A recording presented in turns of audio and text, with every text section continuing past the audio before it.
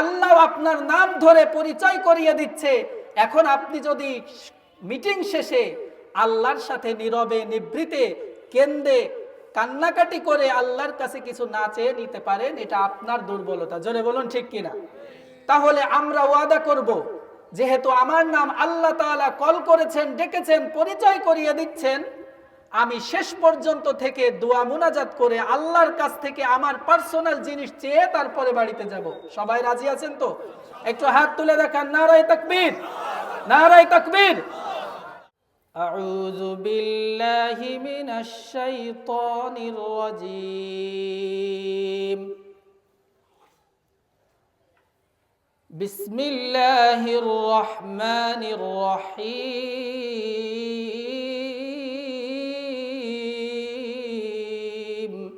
تحيتهم يوم يلقونه سلام. تحيتهم يوم يلقونه سلام وأعد لهم أجرا كريما. يا أيها النبي إنا أرسلناك شاهدا ومبشرا ونذيرا وداعيا إلى الله بإذنه وسراجا منيرا. সমাজে আমাদের প্র্যাকটিক্যাল লাইফে কিছু কুসংস্কার আমরা বিশ্বাস করি। এক নাম্বার, আমরা সকালবেলা অথবা সন্ধ্যাবেলা বাকি দিই না। পাশেই বাজার আছে, এই বাজারের অনেক দোকানদার ভাই এখানে থাকতে পারেন, ভালো করে মনোযোগ দিয়ে শোনেন। আপনি সকালবেলা সন্ধ্যাবেলা বাকি দেন না। আপনি মনে করেন সকাল সন্ধ্যায় যদি বাকি দিই আমার আয় বরকত হবে না, সারা দিন সারা রাত বাকিতে যাবে। জোরে বলুন আছে না নাই? আরো জোরে বলুন আছে না নাই? এটা একটা মারাত্মক কুসংস্কার। ভাই আপনি বাকি দিতে চান না, আপনি কোনো সময় দিয়েন না, কিন্তু আপনি টাইম গুনে সকালে দেওয়া যাবে না, সন্ধ্যায় দেওয়া যাবে না, অন্য সময়ে দেওয়া যাবে। এই যে নিজের মন গড়া একটা বিশ্বাস আপনি লালন করলেন, এটার নামই হলো কুসংস্কার, এটার নামই হলো শিরিক। জোরে বলুন ঠিক কিনা? এবার আল্লাহর নবীর কথা শোনেন।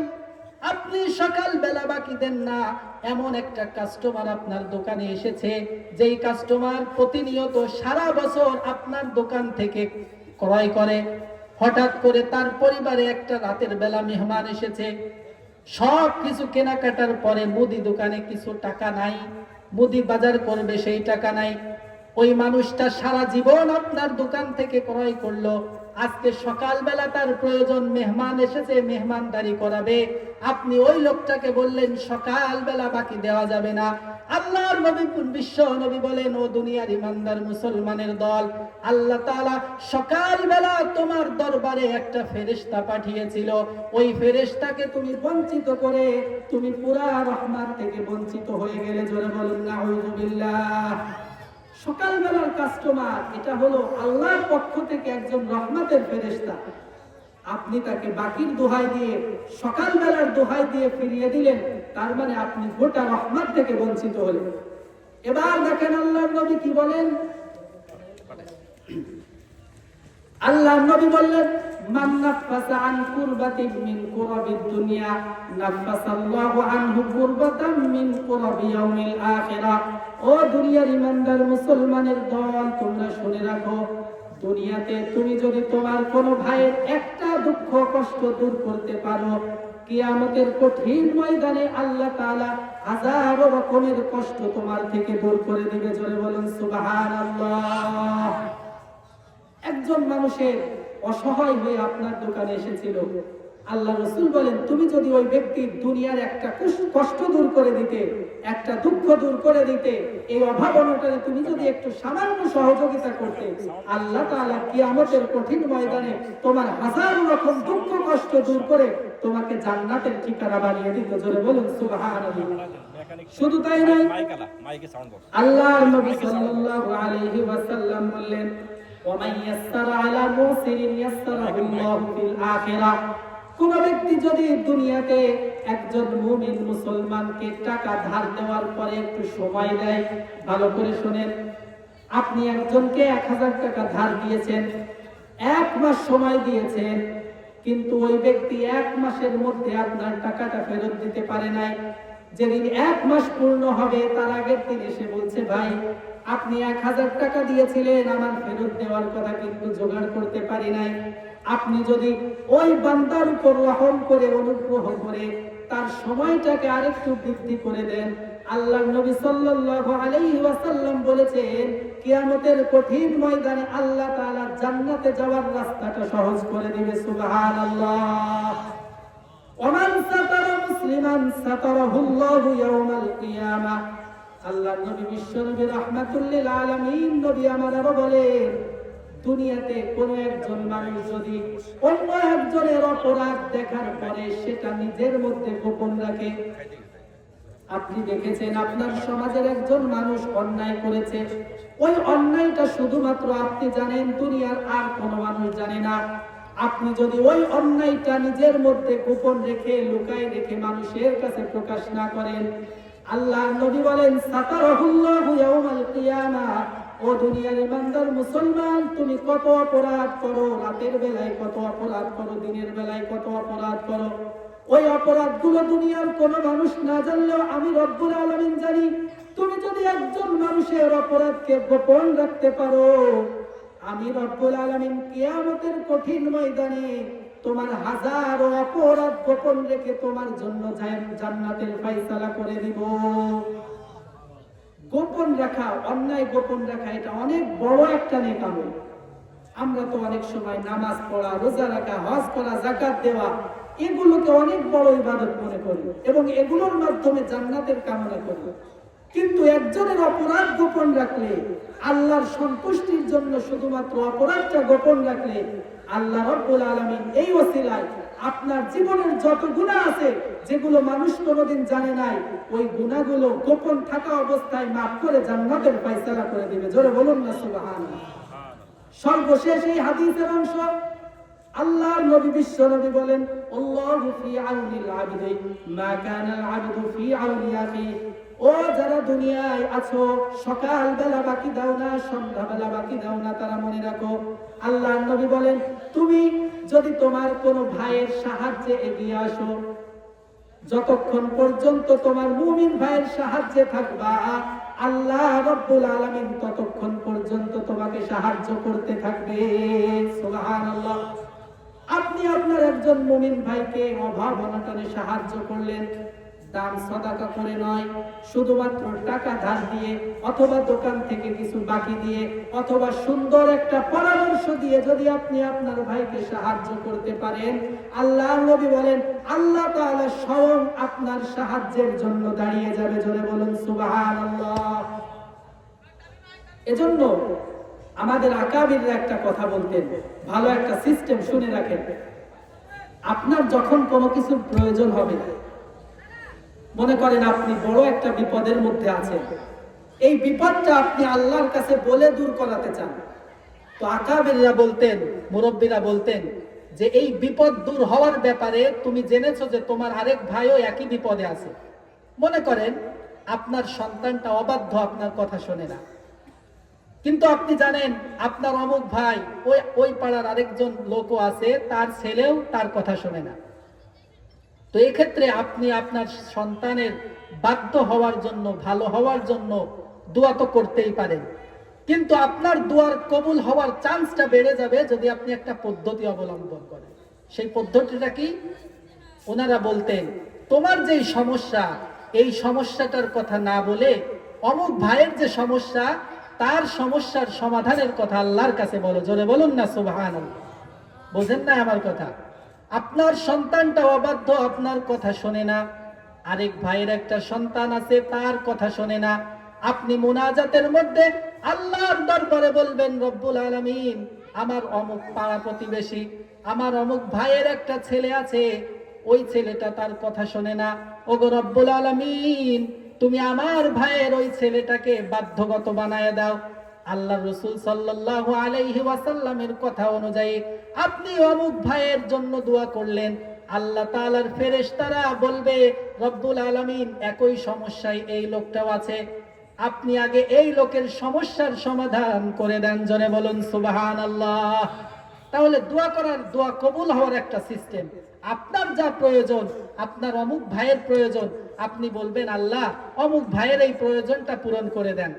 ফেরেশতারা কাঁধের পাশ থেকে বলবে আল্লাহ এই লোকটারটা আগে করেন। জোরে বলুন না সুবহানাল্লাহ। পারা যাবে তো?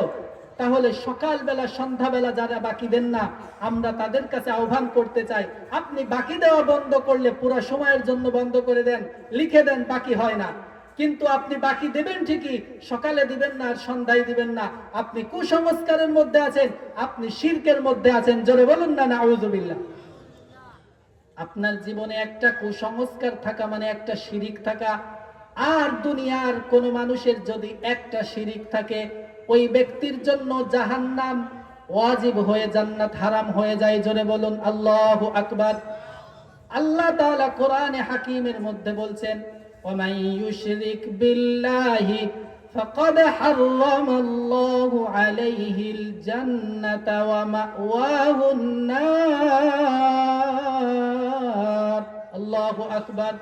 ওয়ামা লিয-যালিমিনা মিন আনসার। আল্লাহু আকবার। ও দুনিয়ার ইমানদার মুসলমানের দল, তোমরা শুনে রাখো, তোমরা যদি আল্লাহ তাআলার সাথে একবার শরীক স্থাপন করো আর যদি আল্লাহর কাছে তওবা না করে ইন্তেকাল করো, তাহলে আল্লাহ রাব্বুল আলামিন এই একটা শিরকের কারণে তোমার উপর জান্নাত হারাম করে দিয়ে জাহান্নাম ওয়াজিব করে দিবেন। জোরে বলুন নাউযুবিল্লাহ। শুধু তাই নয়, আপনার জীবনে যদি শিরকের গুনাহ থাকে আর যদি তওবা না করে মারা যান, কশিন কালেও আল্লাহর জান্নাতে যাওয়ার সুযোগ থাকবে না। জোরে বলুন নাউযুবিল্লাহ।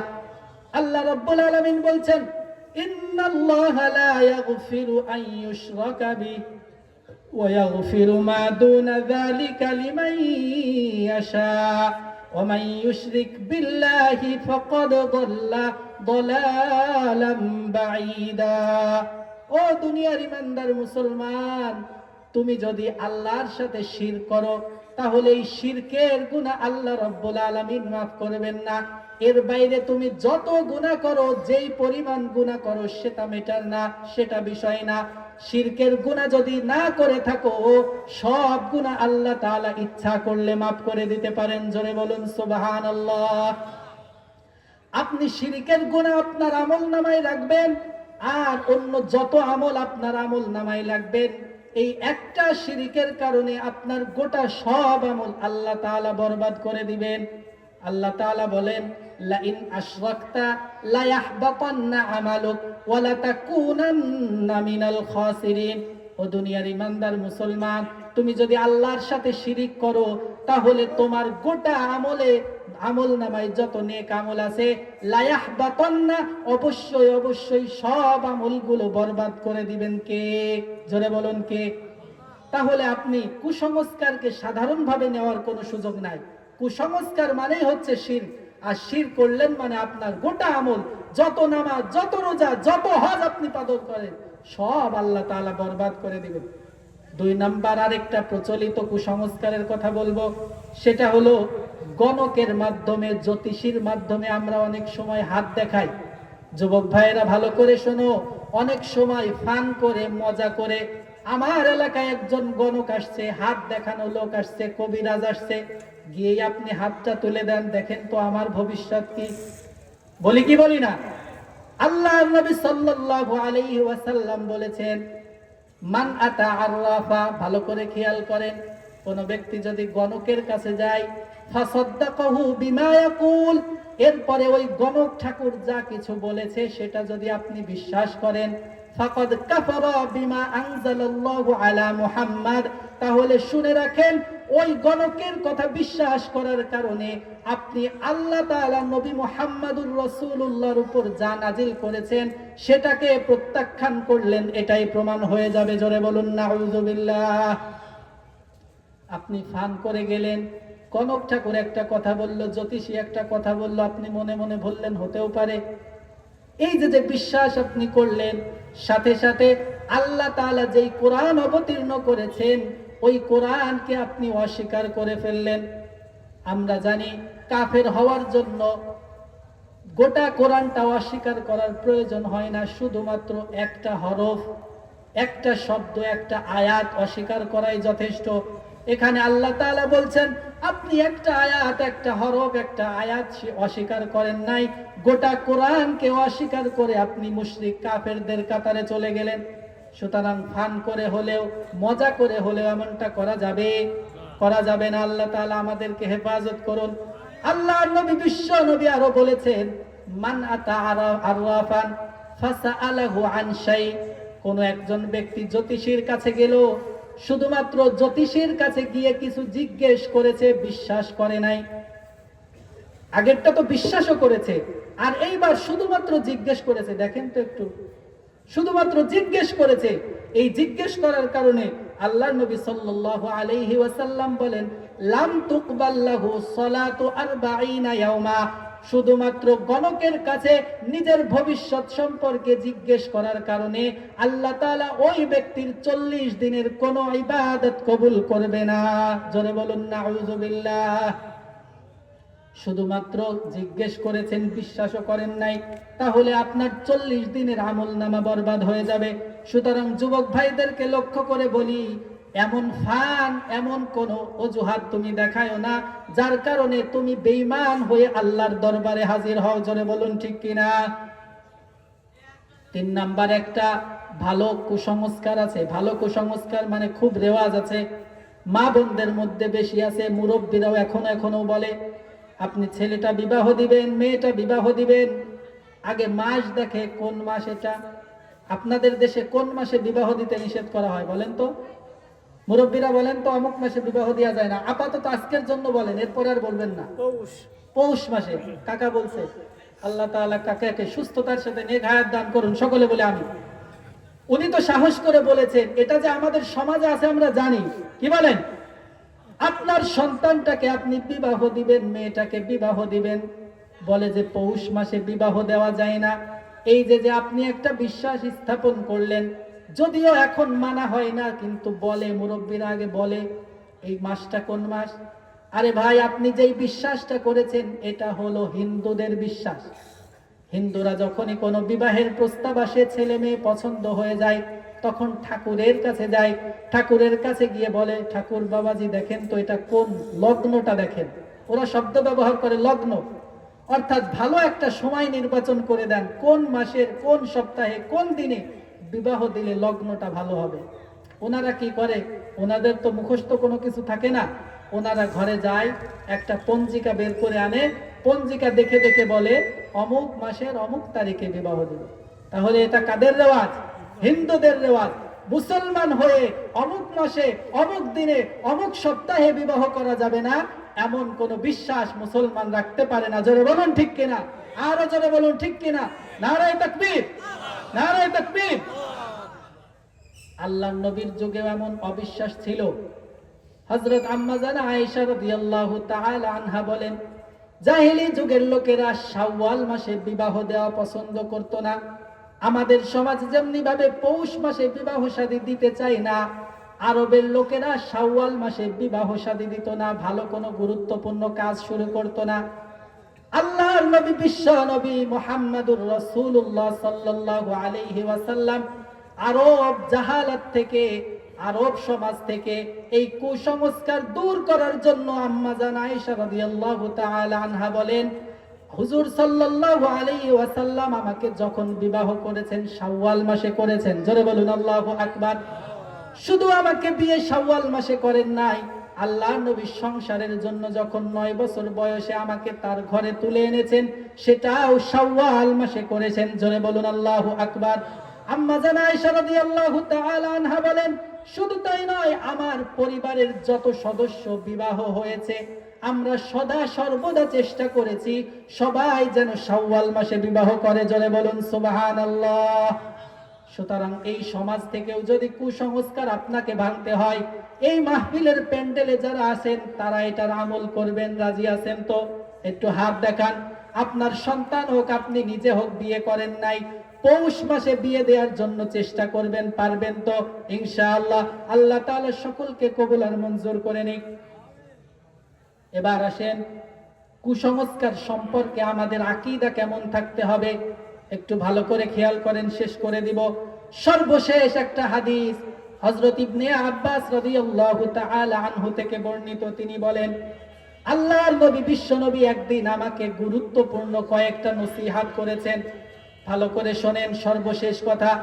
আল্লাহর নবী, বিশ্ব নবী আব্বা ইবনে আব্বাস রাদিয়াল্লাহু তাআলা আনহুকে অনেক মোহাব্বত করতেন, ভালোবাসতেন।